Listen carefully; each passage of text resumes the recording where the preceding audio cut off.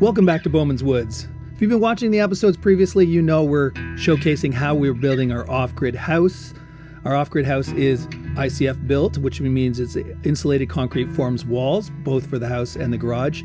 It's off-grid in terms of we are not connected to the power grid at all. We have solar for all our electric needs, and we heat the garage and the house with an outdoor wood boiler that feeds hot water through our radiant floor heating. So if that's something you're interested in, this is definitely the channel for you.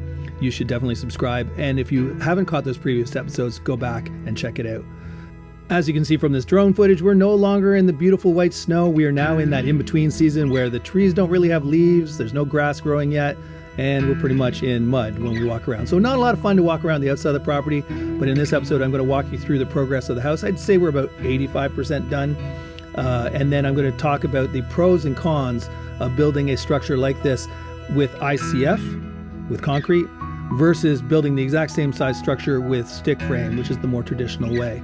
Now, you're definitely going to see that building your house with concrete kind of turns it into a bomb shelter. We had to expand a window from what was a small window to a much larger window, and we thought that would be a fairly easy process, but wow, it was like trying to knock out walls in Fort Knox. It was a lot of work to get that window opening bigger. Would have been real easy if this was a stick frame house. So there's a con right there. But anyways, we're going to go give you a little tour of the inside of the house and do the pros and the cons. So stay tuned. All right, good afternoon and welcome back to Bowman's Woods.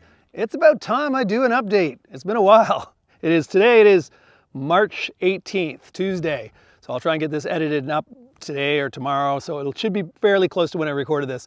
Beautiful blue sunny skies. Winter's almost over. You can see some scattered snow in the tree line there. But anywhere that's exposed to the sun is no snow, quite a bit of mud. Of course, we had some rain the other day, plus all the melting snow, and it just turned into a mud bog. So right here, I got my excavator there with the bulldozer blade, and I scraped off all the mud as much as I could at the time above the bedrock, because I'll eventually want to throw some gravel down here so that I have a way to get around to the back of my house. As you can see, the propane tanks over there. It's just nice to have an access road that goes around.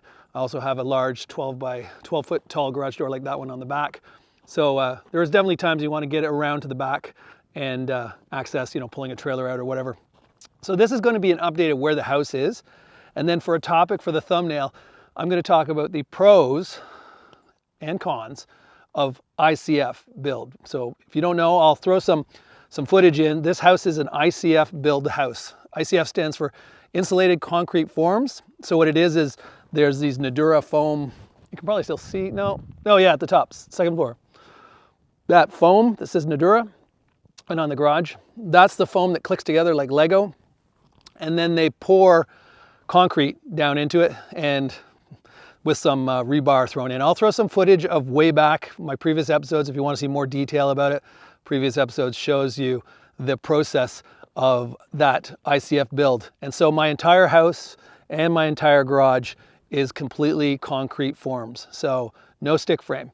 So we're going to talk about what the benefits are after I do a little walk around showcase of where we are. Quite a bit has happened since the last episode. I have been kind of deciding, should I be doing more quicker, shorter videos where I just talk about one thing instead of waiting for a big improvement, a big change in the house, because that's what's happening is I'm waiting like a month for enough to be changed from the last time that you can see a difference. But there's probably topics along the way that we could talk about. How do I like my Kubota excavator? How do I like my TYM tractor? You can see the snowblower was on the back of it. I used that a few times. That's a Kubota snowblower. Yeah, pros and cons of almost everything, right? Could I have gotten a more industrial snowblower with a little bit thicker steel? Yeah, would have spent more. So spent a little less, got a little bit thinner metal. And like anything, you get what you pay for. Thinner metal means more bendable metal. So I had hit a rock up into the impeller and bent the impeller slightly, which when I brought it to get it serviced again, I'm like, yeah, something's out of whack now. It's making a racket. They're like, yeah, you bent this. And they said, if you'd bought a commercial grade snowblower, it can take a lot more. You can beat the crap out of it a lot more, and it doesn't bend as easy. So like everything in life, you pay a little more, you probably get a little more. It's just how much do you want to throw into something that's just a utilitarian thing like a snowblower on the back of your tractor. So yeah, lots of topics I could be definitely talking to you about. So maybe I should do more videos more often and just pick a small topic of knowledge that I've learned from building this house.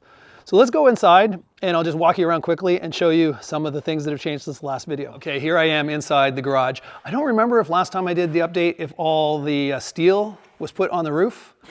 So all the roof and the walls are now steel clad. Obviously there was an option. Oh, one area over there they still need to do. I think I talked about that last video.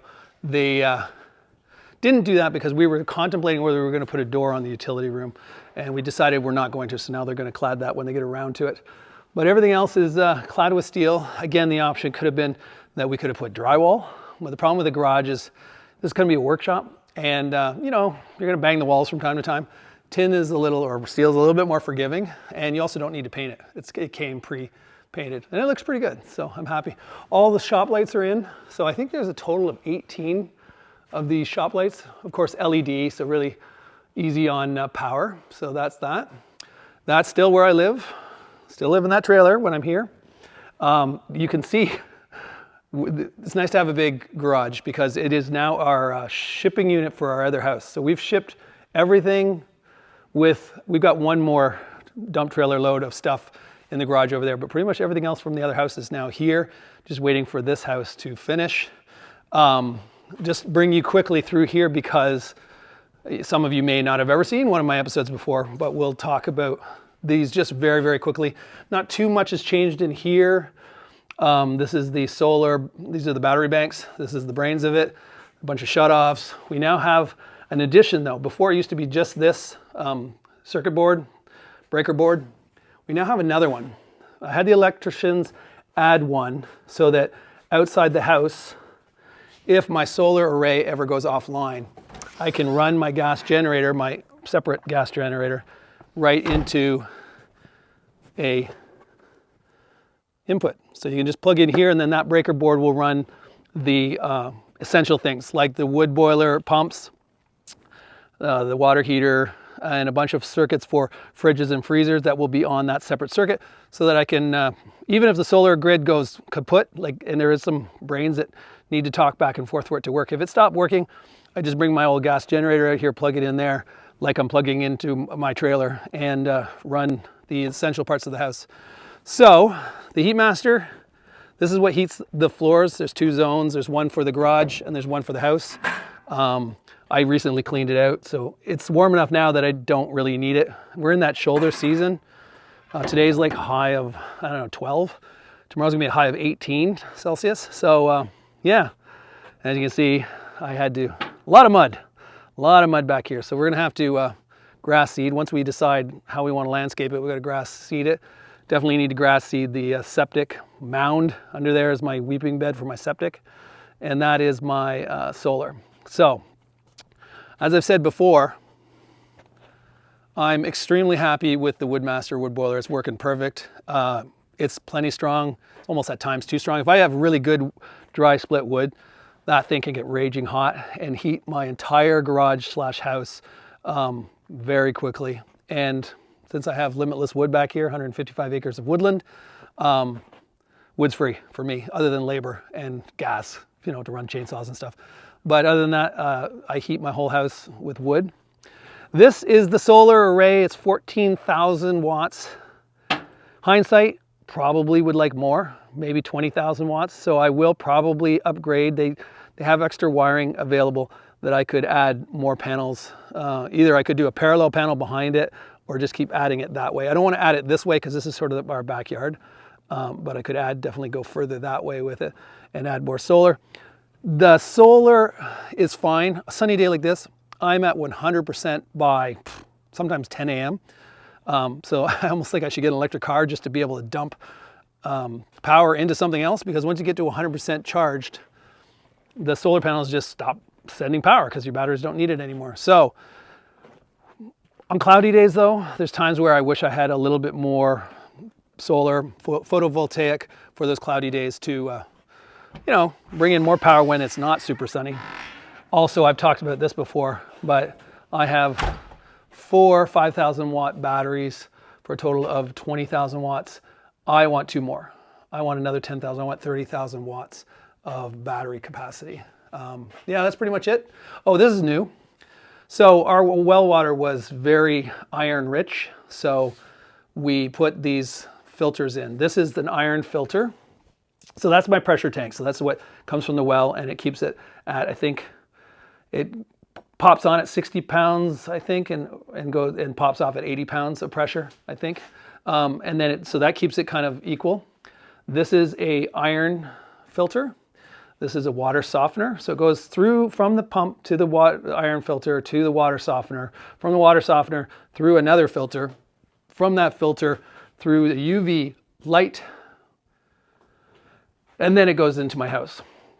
For things like hoses though, my plumber set it up so it's on a separate line.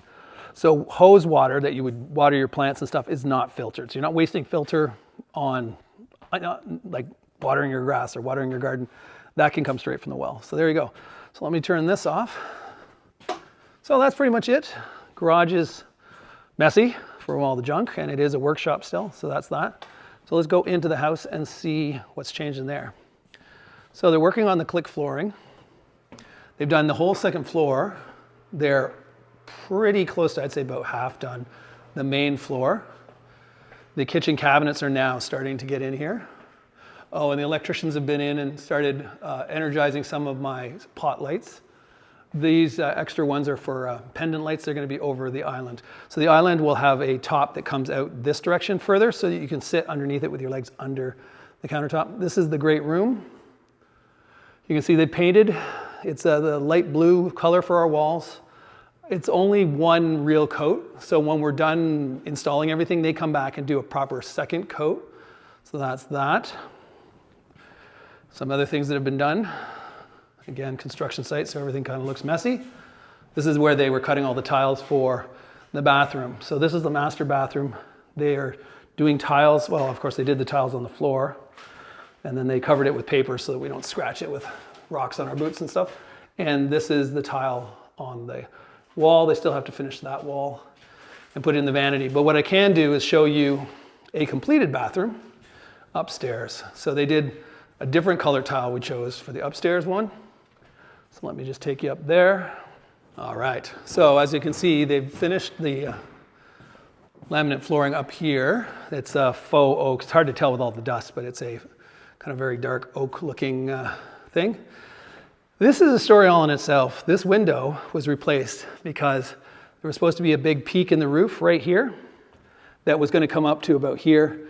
Therefore, the only window you could fit was a skinny one at the top.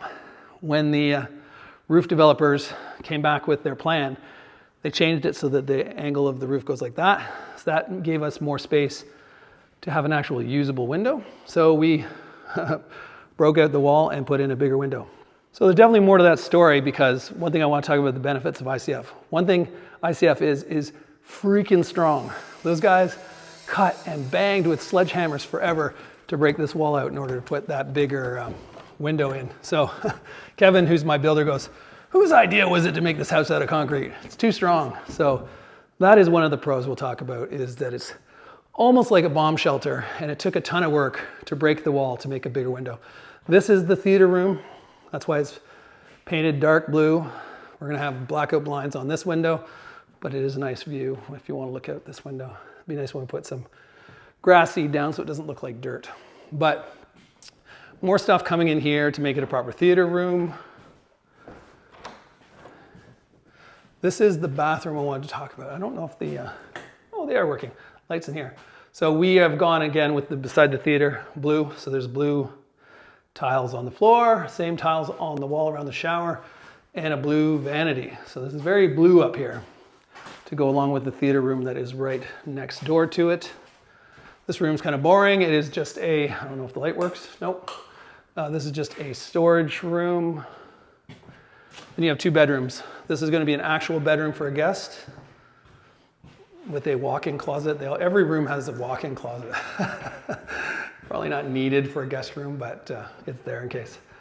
And then the other room's identical in size, just flipped the other direction, but it's going to be our workout room. So when we brought the movers over here with our stuff, we had them bring all this heavy stuff up here into the workout room. So there'll be a TV in that corner, so we have something to look at when you're working out. And that's it. There's going to be railings, of course, here. Look down to the great room. And This is supposed to be our coffee nook area. So there's going to be a coffee bar here and of course railings. So you'll sit here, there'll be a TV there so you can sit and watch TV while you sip your coffee and look out the window. So that'll be nice. So that's it. That's what you've seen since the last time. Mostly flooring and some wall paint and that window being changed. So there we go. Now let's talk about the benefits of ICF and the drawbacks. And then in every situation, there's pros and cons. Let me not trip over the stuff on the stairs. Could have filmed you doing work. Oh, can't let the people know. Can't let the people know how the magic is done. All right, leave the guys inside. I told them I was filming and they all run away, go outside. Like, you could have been on camera. And they're like, oh, yeah, let's keep that, keep the magic, how it happens, a secret. So let's talk about the pros. And this is just spitballing off the top of my mind, things I've learned along the way. So of course, ICF, insulated concrete forms, is a great process if you want to make a house pretty much bulletproof. These walls are thick. So I think it's about six or more inches deep of cement. And on the outside and the inside is insulated foam. So those really thick foam layers. I'll throw some footage on to show you the process along the way, just so you get a better idea.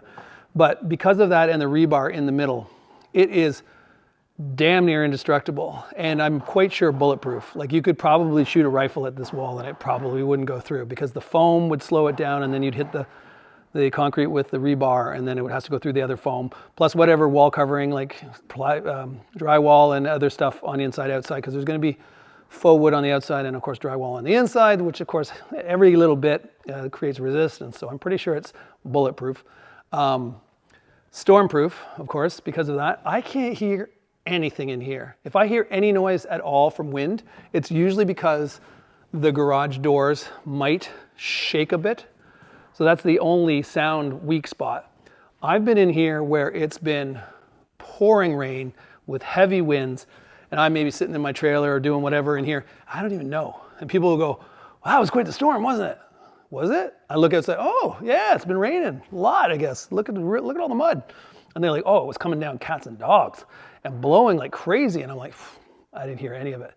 So you've got bulletproof, stormproof, pretty much soundproof. Like I said, the only areas you're going to hear anything is probably the weak parts of the doors and the windows, where if stuff is, blowing against the glass, you might hear that. But as for the walls itself, you can't hear anything in here. So if you want a soundproof house, this is the place to be. In fact, I've actually had this where my friends or neighbors who have similar type of environment will be like, oh yeah, last night with the full moon, the coyotes and the whatever were howling.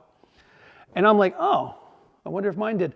And I can't hear anything in here. I'll go out to the wood boiler to put some wood in, and I'll hear the coyotes in the forest yelping. So yeah, there's a lot more noises going on out there than I can actually hear in here, which is, I guess, mostly a good thing. But I guess if you really want to hear the crickets cricketing and the birds chirping and the coyotes yelping, yeah, then you're not going to hear it too much unless you open a window. So that's the next thing. Probably the most important thing is insulation value. So the Nudura ICF system says it's R30, but that's better than what you would think with a stick frame house. Because a stick frame house, generally, they do the insulation for R20.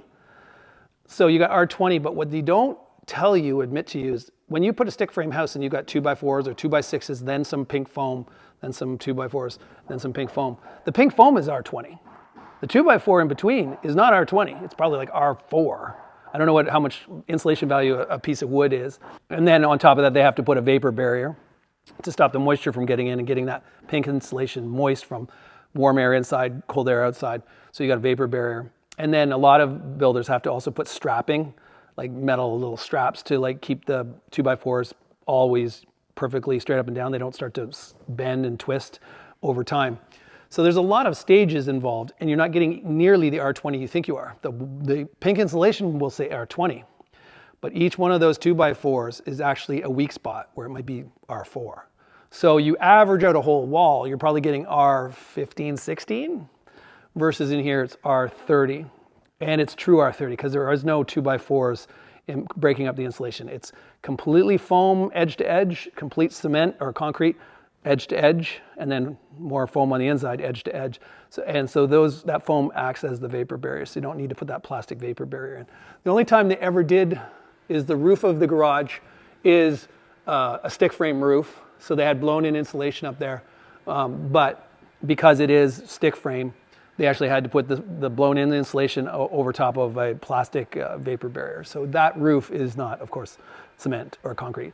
I keep saying cement. I know I got called out in my comments a few times, people saying, you keep saying your walls are cement. It's not cement, it's concrete. And I went and looked it up because I think the words are interchangeable. Cement is actually a powder that goes into concrete. And so it's almost like when you're saying, I have a cake, but then you mention it's made of flour. Well, yeah, it's made of flour, but it's also made of sugar and other ingredients. So when I said my walls are cement or my floor is cement, it's just because that's something people often say about I have a cement walkway or a cement. It's because there's that powder that they put into concrete that makes it smooth like this and not super chunky. That is the cement. So anyways, it is insulated concrete forms, not insulated cement forms, which I think I've said a couple of times in previous episodes. There you go. That's the clarification. So we've got bulletproof, stormproof, noiseproof, R value high, 30, a true 30, not a 30 with lossage in between. So that's that. What else can I think of that's a pro? Well, generally you don't have any warping, twisting, with 2x4s and everything. A lot of times you would know this too. Go to Home Depot, buy 2x4s, and you can actually feel them when you pick them up. They're still a little damp. And I've had my house in Canada there, which I'm selling, and we had a cathedral ceiling. So we had really long 2x4s, 2x6s, which they really just screw them together to make a really, really long one. And over time, they shrink and they warp and they twist, and you start to get nail pops and things in your drywall because the 2x4s behind the drywall are kind of trying to twist and move and shrink as they get older. And that causes buckling on the drywall and things like that. And in my cathedral ceiling, we had to re-plaster it or re-drywall mud it because the big cathedral ceiling actually started to shrink a bit from drying out, I guess, and actually compressed a bit, which caused the drywall to pop. And then we had to break it and remud it and all that. So you're not going to have that with a cement wall because there is no shrinkage, there is no twisting, there is none of that stuff. So that's pretty much it. Just a better overall product to build a house out of this. So clearly for every pro, there's obviously going to be some con, and the con is probably cost. It costs more than building the exact same structure with ICF. It costs more with ICF than it would with stick frame. The other downside too is in a stick frame design, you can have an exterior wall be further out and then a second floor wall be further in. This house actually had that from the original design. And when my architect took my idea, this is what I like, can you massage it and make it an ICF house? He had to move out a wall. Sorry for the noise in the background. Guys are working. He had to move a wall out to match the lower wall because you can't have a cement wall over top of nothing, right? Like you can with a stick frame house. So he had to bump out a bedroom wall upstairs, that theater room actually. The original wall was further in, but it didn't match up with the lower wall. So they had to move that wall out, and that just gave me more square footage. So it's funny because I totally forgot that. Somebody was asking me the square footage of the house, and I said, I think the blueprint said 3,200 and something, 50. And then my architect goes, yeah, but remember we bumped that wall out, so you probably have more like 3,500 square feet. So I was like, whoa. That's a big house for two people. I really like my theater room, so I'm glad I got the extra square footage. Cost, obviously pouring in concrete, these Nudura blocks in Canada, I think they told me they're $60 a block. And they, working intermission, let me come back outside. The guys are working in there, making a hell of a racket. It's hard, I don't know how much that gets picked up on the microphone. So yeah, let me just point, that's the window. That's the theater room window. So that theater room window wall was actually inset in the original plans, and my architect had to bump that out. And then we're talking, let me just talk about why that one window got increased. So, oh, muddy, oh, gross. That window there, that big window is the coffee nook room. Originally, you see this outdoor dining area. Well, that's something I never showed you, it's the cedar underneath there. Used to be a peak roof right there, so that window was going to be tall and skinny at the top. And then when they did the veranda roof, the designer changed that and got rid of that peak. So we were able to make a bigger window. So there you go. Again, would have been much easier to cut a bigger hole in a stick frame house than trying to bash out the wall on an ICF house. And like I said, the outer walls all have to line up on top of each other just for the weight of those walls. So back to, as I walk through the mud, back to the downside is cost. Now, I talked to Kevin, my builder, and I said, can you give me an estimate? What % more the similar size house, stick frame, how much more is an ICF? And he said it's about 15%. And here's why. All those Nudura blocks are expensive, those little foam blocks, and then you got to put the rebar and all that concrete. You got to get the concrete trucks in here, and it adds up. But the labor to do that is so much less. They click these Nudura blocks together like Lego, and then they call in the concrete trucks, and they just pour it in, and then they wait for it to dry, and the wall's done. No vapor barrier, no extra structural stuff to keep the walls straight up and down. It's awesome that way. So labor-wise, it's less labor hours to make an ICF house than it is to make a stick frame house. So what you give up in extra material costs, you get back in less labor costs. So keep that in mind. So ballparking, according to Kevin, and he's taken all these courses on ICF, it's about 15% more than what it would cost you to build the exact same model, stick frame, then it's 15% more for ICF. But you're getting all those benefits. You're getting a bulletproof house that is literally like a hurricane could blow through here and my walls won't move. Soundproof, super high R value, and just generally more peace of mind, you know, like literally you're living in a bomb shelter. So, I mean, if you're a prepper like me, you'd like to know that if shit hits the you know what, you're inside a very secure house, so not too much is going to get to you. As for efficiency, that's another reason the wood boiler almost felt too big. It was just so big and efficient that half the time I was like, put wood in it, get it going, get the house up to temperature, and then you might as well just let the wood go out, let the fire go out, because once you get heat inside the house, it stays inside the house for a long time. There was a time in the winter, it wasn't the coldest part of the winter, it might have been -8, -9, and at night it might go down to -12. And I went 3 days without putting the fire in, because what I'd done is I was going away for the weekend. I get the house nice and toasty warm, which for construction is different than you and I, toasty warm.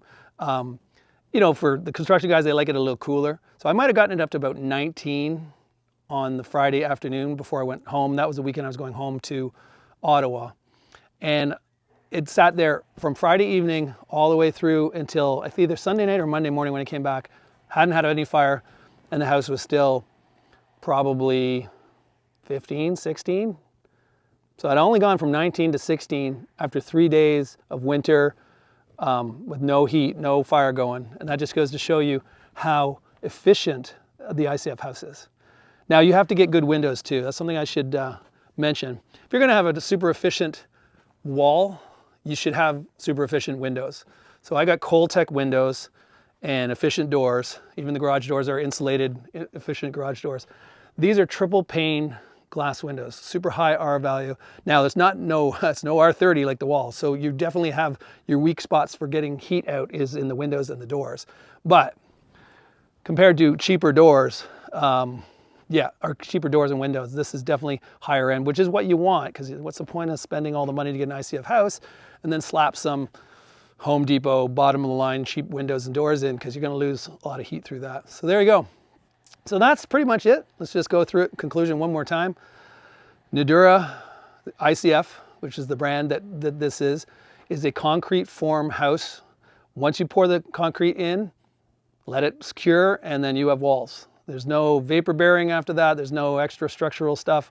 This thing is built like a bomb shelter, super quiet, super well insulated, costs a little more, but it's not a lot more. And in my opinion, spending 15% more to have a bomb shelter bulletproof house that can go through any storm you can throw at it is well worth the extra 15%. Plus the heating R value is probably saving me how much money in propane if I need to run the forced air furnace, or wood, or whatever. If I had a very inefficient house, a stick frame house for argument's sake, I might be pumping twice as much wood through my wood boiler, or blowing through twice as much propane. There's my propane. That's my backup heat source for my forced air furnace. So yeah, that's definitely going to pay for itself in the long run with efficiency alone. So there you go.